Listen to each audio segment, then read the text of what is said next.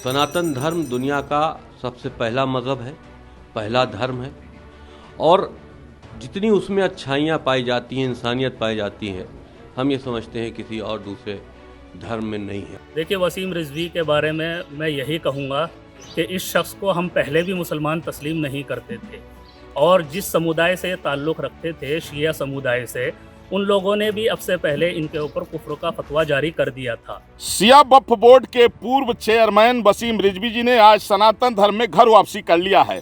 मैं central government और state government से मांग करता हूं कि वसीम रिजवी जी को उचित सुरक्षा मुहैया कराया जाए।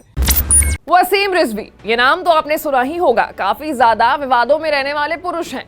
आप सोच रहे होंगे कि मुझे आज अचानक से क्या हो गया है, मैं इनको क्यों याद कर रही हूँ। तो भाई साहब, न्यूज़ ही कुछ ऐसी है।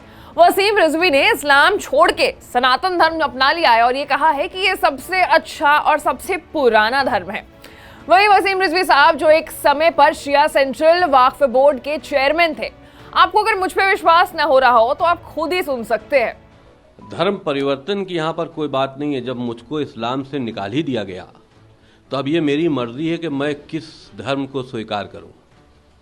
सनातन धर्म दुनिया का सबसे पहला मज़हब है, पहला धर्म है और जितनी उसमें अच्छाइयाँ पाई जाती हैं, इंसानियत पाई जाती है, हम ये समझते हैं किसी और दूसरे धर्म में नहीं है। सनातन धर्म अपनाने के बाद रिजवी साहब भगवा रंग में दिखाई दे रहे थे। मेरे पीछे भी आप देख सकते हैं।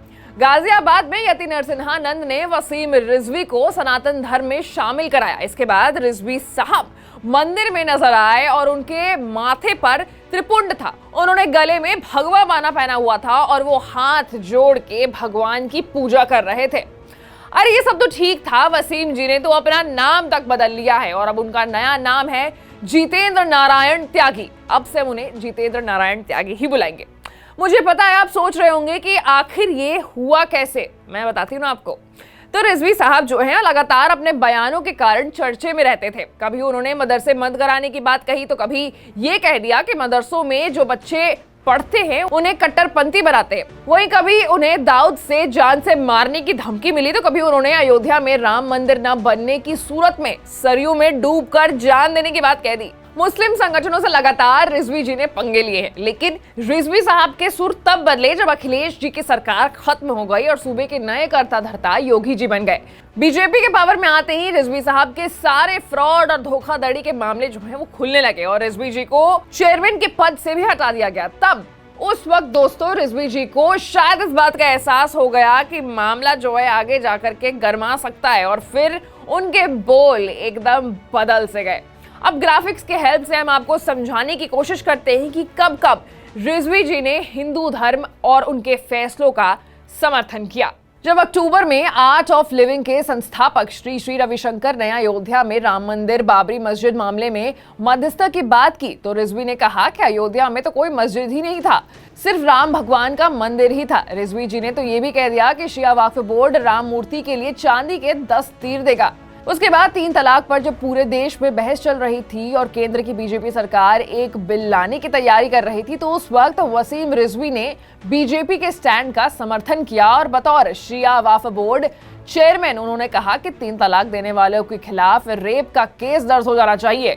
मदरसों की छुट्टियों में कटौती कर दी गई और रक्षाबंधन, महानवमी, दशहरा और दिवाली जैसे त्योहारों पर छुट्टी घोषित कर दी गई तो वसीम रिजवी ने मदरसों पर ही उल्टा सवाल उठा दिया। यही नहीं, रिजवी जी के ऊपर कई सारे मुकदमे भी दर्ज हैं। वहीं अब जब उन्होंने सनातन धर्म अपना ही लिया है तो अखिल भारत हिंदू महासभा के राष्ट्रीय अध्यक्ष स्वामी चक्रपाणी महाराज ने वसीम के हिंदू बनने पर कहा है कि वसीम रिजवी साहब को अब कोई भी डराएगा धमकाएगा नहीं। वो हिंदू सनातन धर्म के अंग है और कोई भी कट्टरपंथी उनके खिलाफ फतवा जारी करने की दुस्साहस न करे। केंद्र प्रदेश सरकार से उन्होंने सुरक्षा भी मांगी है। जहां एक तरफ सनातन धर्म के जो लोग हैं वो खुश हैं तो वहीं दूसरी तरफ मुस्लिम संगठनों में काफी ज्यादा गुस्सा भी देखा गया है। देखिए, वसीम रिजवी के बारे में मैं यही कहूँगा कि इस शख्स को हम पहले भी मुसलमान तस्लीम नहीं करते थे और जिस समुदाय से ताल्लुक़ रखते थे, शिया समुदाय से, उन लोगों ने भी अब से पहले इनके ऊपर कुफ्र का फतवा जारी कर दिया था।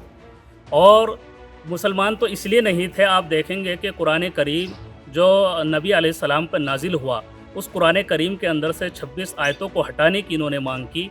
इसी तरीके से जिसमें पूरी दुनिया के मुसलमानों की आस्था है रसूलुल्लाह सल्लल्लाहु अलैहि वसल्लम के साथ में, उनकी शान में एक किताब लिखी, उनके ख़िलाफ़ नाज़ेबा हरकत की, तो ये शख्स तो मुसलमान था ही नहीं पहले से, और जो है वो इस्लाम के मुताबिक इसने कोई अमल किया ही नहीं।